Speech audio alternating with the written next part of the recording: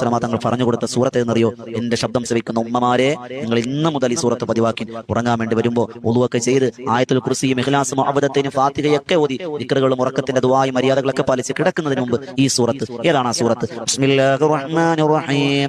അൽഹാകുമുത് തകാസുർ ഹത്താ സുർതുമുൽ മഖാബിർ കല്ലാ സൗഫ തഅലമൂൻ സുമ്മ കല്ലാ സൗഫ തഅലമൂൻ കല്ലാ ലൗ തഅലമൂന ഇൽമൽ യഖീൻ لترون الجحيم ثم لترونها عين اليقين ثم لتسألن يومئذ عن النعيم.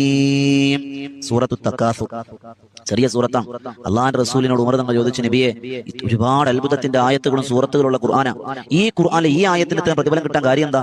അള്ളാഹുവിന്റെ റസൂൽ സല്ലല്ലാഹു അലൈഹി വസല്ലം തങ്ങൾ മറുപടിയായി പറഞ്ഞതായി മഹാരഥന്മാർ രേഖപ്പെടുത്തുന്നു. തഫ്സീറുകളിൽ കാണാം, ആ സൂറത്തിന്റെ അവസാനം ഒരു ആയത്തുണ്ട്, യൗം സുമ്മ ലതുസ്അലുന്ന യൗമഇദിൻ അനിൻ നഈം, സുമ്മ ലതുസ്അലുന്ന യൗമഇദിൻ അനിൻ നഈം. നിനക്ക് നൽകിയ മുഴുവൻ അനുഗ്രഹങ്ങളെ പറ്റിയും നാളെ അള്ളാഹുവിന്റെ കോടതിയിൽ ചോദ്യം ചെയ്യപ്പെടുമെന്ന് പരിശുദ്ധമായ ഖുർആൻ. ആ ചോദ്യം ചെയ്യുന്ന കാര്യമുണ്ടല്ലോ, ആ ഒരു ആയത്തുണ്ടല്ലോ, അതിൽ അണ്ടകടാഹത്തെ മുഴുവനും ഉൾക്കൊള്ളിച്ചിരിക്കുന്ന ആയത്താണ് എന്ന് അള്ളാഹുവിന്റെ റസൂൽ സ്വല്ലല്ലാഹു അലൈഹി വസല്ലം